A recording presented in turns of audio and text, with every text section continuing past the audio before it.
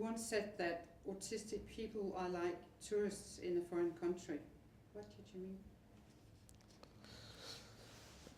It's not necessarily so that people with autism feel like foreigners in another country. It depends a little bit upon the countries. I think that autistic people usually feel quickly at home when they are surrounded by people who adapt to them, and when they have the impression to be respected by people. If you then as a neurotypical person you make a mistake, and it's normal to make mistakes, then it's accepted. But that's why I said during my conference that I quoted Professor Rita Jordan, who said nowadays autism has more in autism there is a bigger need of humanity than of research. I don't have anything to do against research, but humanity, the human attitudes, for instance, is really very important. And in many societies, people with autism are still seen more or less like still sick people, ill people. So if you live in this kind of surroundings, where they have to go to hospitals, when they see psychiatrists in white clothes, etc., even a neurotypical people would feel sick very quickly, etc. So this attitude of he is the patient should be avoided at all times. People with autism are not patients; they have another kind of normality, and a society like ours should not be so. Let's say not think that we are the criteria, that we have the criteria of normality, and that all kind of livings, of thinkings that are different should therefore be seen as sick or deviant, etc. No, I think that there are different kinds of normality. I think that our society needs a bit of treatment. How should our society be treated? What should happen? Yeah, what should happen for autism? I think first of all that people with autism should be taken more seriously, and that politicians, for instance, instead of taking decisions from time to time without consulting people who really understand autism, should include people with autism and ask them how they, what services they need and what's quality of life for them. Because even in many good educational programs or preparations for adult age, we still think, and that's really deviant, that people with autism should follow our model of happiness, and we don't have the criteria for their happiness. So together with them, we needed to develop a plan to empower them, so that the families who know the person with autism, persons with autism themselves, and then a few professionals really who care a lot for autism come together and sensibilize politicians. What should, for the rest, well, basically, what should basically be done? People who want to help people with autism really need an in-depth understanding of autism. And there is a difference between knowing things and understanding things, because I think very often people around know a lot about autism, but whether they really understand it, that's something different. A few years ago, I was a leader of a study group, and we had to try to find out what were the obstacles and the possibilities preparing adult people, for preparing people with autism to work as adults. And everyone included in that work group agreed that the biggest obstacle was a lack of in-depth understanding of autism. People tend to have a superficial knowledge, and really that's not enough for autism. So in-depth understanding of autism. Second, an environment that is autism friendly. For instance, that means you know what causes stress and anxiety in people with autism, so these factors should be taken away as much as possible. Friendly environment means, among other things, that you adapt the sensory world around them, the visual things, the auditory things that can cause anxiety, olfactory, etc., etc. And then also that a big thing is really use the motivation of people with autism and don't force them to do things and to study things for which they have no interest at all. We would not survive either if I had to study things that and I wouldn't have any motivation. I think if we would treasure people with autism, see what their motivation is, and then help to develop their interests, then this would be an interesting future for people with autism and for whole society. So in many ways we look like each other, people with autism and the so-called normal part of the population. In many ways we are the same. Talk a little about it in your lecture. Yes, of course, people with autism have most they have in common with us. They're not real foreigners, etc. But I already said, I think that our society needs a bit of treatment, etc. As soon as someone is a little bit different, many people seem to develop a kind of social worker complex. Samuel Beckett, that's one of my heroes, he wrote at a given moment, well, if a social worker tries to help you, it's better to kneel immediately and say, thank you, thank you, thank you, madam, because otherwise they're going to follow you till the end of the world, even with the vomiting pill already in their hands, etc. So, not every difference should be seen as something deviant, needing treatment. Eric Schopler, in North Carolina, when I was there, that's more than 20 years ago, he used to say, well, that according to him, at least 20% of all people with autism did not need at all any form of treatment. The only thing they needed was kind of cultural support and cultural acceptance.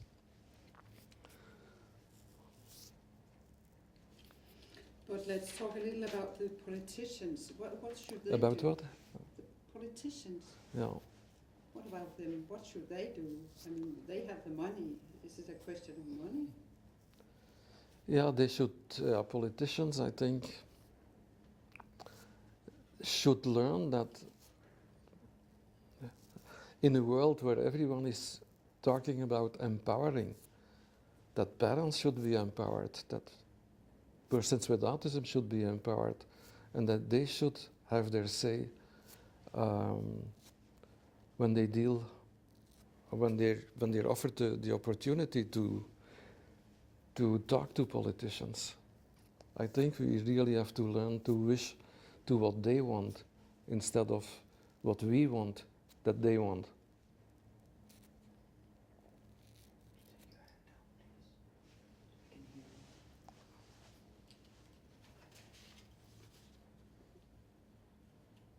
But isn't it ever a question of money? Yeah, I cannot solve the money problems, but it's a question of priority. I think that the lobby for cars is much bigger than the lobby for people with autism, etc. And I think that society, okay, it's different. I know it's difficult to change society, but I think that our societies have the wrong priorities. Nobody talks anymore about ethics. It's always about methods, for instance. whether the methods are ethical or not, that's okay. That seems to be not important as a question.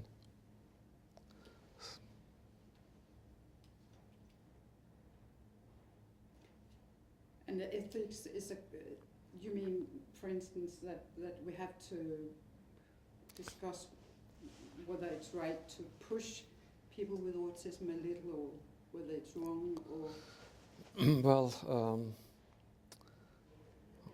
one aspect of ethics is if you understand autism, then you understand that people with autism in our society are very vulnerable. So the next step, if you want to deal with vulnerable people, what's the first step?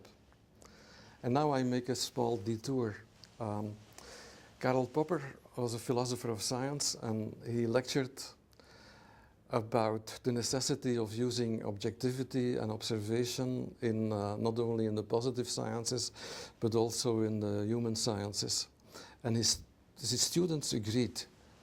And he said at the end of the course, since you agree, let's put this principle in practice. Observation is very, very important. So start observing.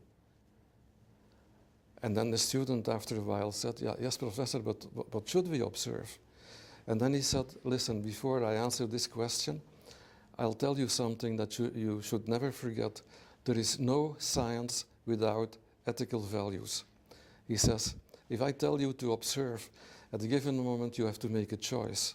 And you'll start with something that you find a little bit more important than something else, and this is an ethical choice.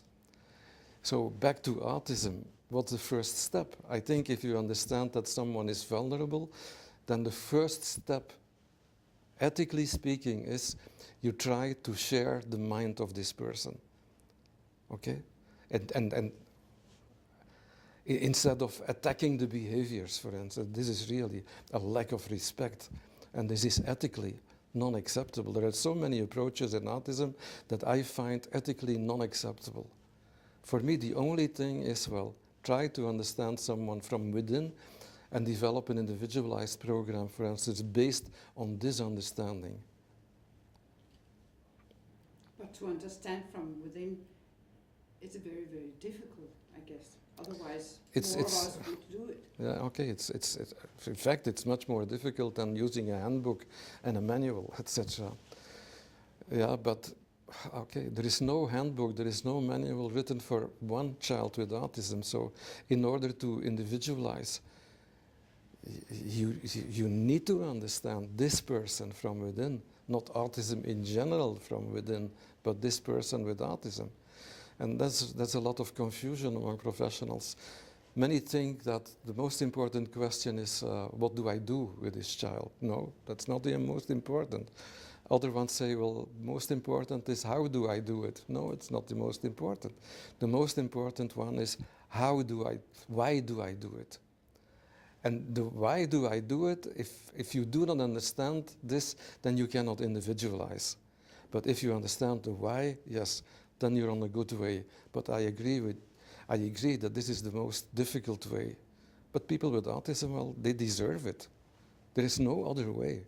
It's not their fault that they're so difficult to understand. So you say the most important question you have to ask yourself when you deal with a child, for instance, with autism is, how do I do it? Why do I do it? Why do I do it? Okay. Yeah. Yeah, why do I do it is, okay. I know his vulnerability, for instance, in communication. And I understand this at an individualized level. Same thing for other skills like social skills, etc. Okay, the why, the answer to the why should be a very individualized answer. As you said, when you've met one person with autism, you've met one person with autism. Yeah, okay. Mm.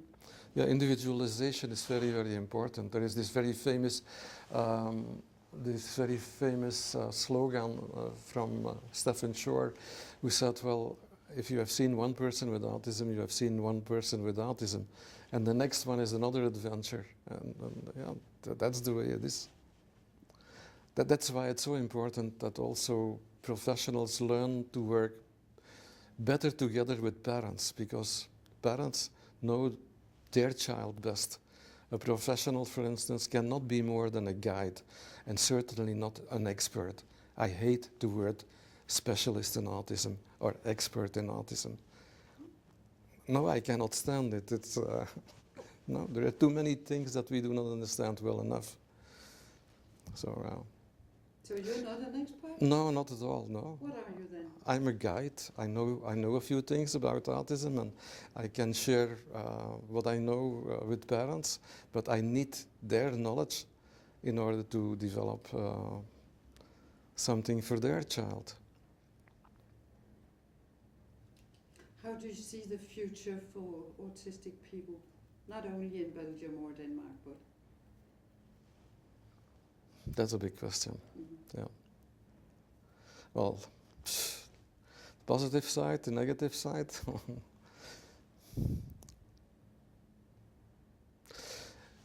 Well, how do I see the future? I think basically I am optimistic. I cannot live being pessimistic, but also I have reasons to be positive. I also have reasons to be negative. I'll start with the positive things. 30 years ago, a little bit more, when I started preaching, I would almost say, about autism in Belgium, many directors of schools told me, "But Theo, what are you doing? You're doing silly things. These are all people for psychiatry. What do you do with all your educational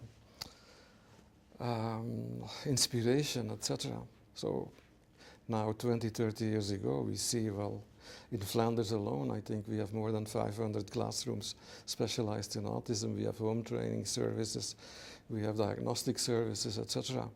Sometimes more quantity than quality, but that's another problem. But anyways, autism now is part of the Flemish culture, and that's the big thing. The pessimistic thing is that, well, as a professional, I could say now, well, see how much we have gained and how beautiful the situation is now. Nej. Ikke noget, vi er lige midt i et interview. Tak skal du have. Giver du lukke begge dørene? Tak for det. I'll start again with the but with the pessimistic side is. You were talking about the 500 autistic classes in Flanders. Yeah. You said not all of them are Yeah. Okay. Yeah. good enough, but autism is part of the Flemish culture. Yes. Yeah. Yes. And yes. Yeah. Go on from there. Yeah. Yeah. That's very positive for a professional to be able to say we have done this, but at the same time we need as professionals to be humble, because, well, if I think of certain children, for instance, who were 4 years old, now they are 34 years old, and there is still no appropriate services for them. So we can say as professionals, yes, a lot of good things have been happening, and it's true, but there is so much more to be done. About what? Well, for instance, for adults. Yeah. Old people with autism. And older people for autism, yes. And then also, let's say, professionals, before choosing autism, should know that this is not a job between 9 and 4. It's if you do not have a deep motivation for autism, it's better to stay away from it. Yeah. And it's not just a question of training, it's also a question of having a personality that is a little bit specific. Let's see, children who are, let's say, extraordinary need extraordinary professionals. And one of the I developed once a profile for a professional, and some of the characteristics where a good professional in autism, for instance, is humble, especially in his work with the parents. He needs to have a lot of imagination, because autism is a little bit different from our world. So you need imagination to put yourself in the brain of someone with autism, high functioning or very low functioning, especially people who have autism together with severe mental retardation, for instance. They live in a very concrete world. And for us, it's very difficult to imagine what it is to live in a very concrete world where objects, for instance, say more than words. Also, you need a lot of, well, as a basic characteristic, you need to be attracted by differences. And you have many people who hate differences. They should not be involved in autism, because autism is really a mental adventure. And you start, and maybe you never come back from the journey. Also, creativity, because, well, there is a basic understanding of autism, but then the individualization needs creative people, because and not people who follow a manual. Then what else? You need to be able to work in team, because and for many professionals this is very difficult. But it's necessary in function of autism, because if persons with autism do not have a coherent approach, then it's very confusing for them. Then, you need to have the courage, for instance, to preach in the desert, as I say it. Because in the beginning, when you start with new services, nobody is going to applaud you. Instead, the people who do not understand autism, for instance, will accuse you of being too cool with the children, because you use a limited vocabulary, for instance, and because you adapt to social interactions, etc. Because people with autism do not like too many social improvisations where they have to be involved. And other characteristics. But it's not only a question of training, that's what I wanted to say. You've been in the field for many, many years now. What has been your engine? What has been what? Your engine. What has driven you for more than 30 years?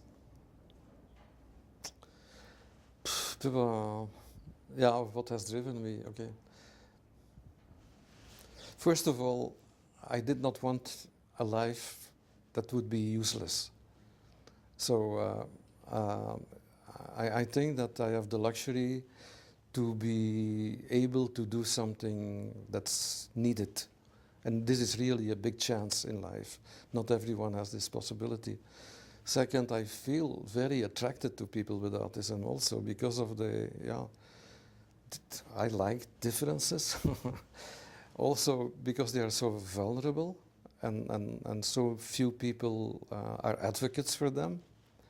And then for me, it's still, the world of autism has replaced the world of literature for me, because my passion in life was literature. And in the beginning, I saw in autism a certain literature. I mean, this solitude is a very important literary theme. Okay, Samuel Beckett, Ionesco, all these people were lonely in many ways. And I detected a very special solitude in autism. It was a solitude that was linked to living in a world you do not understand very well. And I wanted to understand this from within. And I still do my best to understand it from within. But that's a never-ending story, I think. Thank you. Oh, thank you.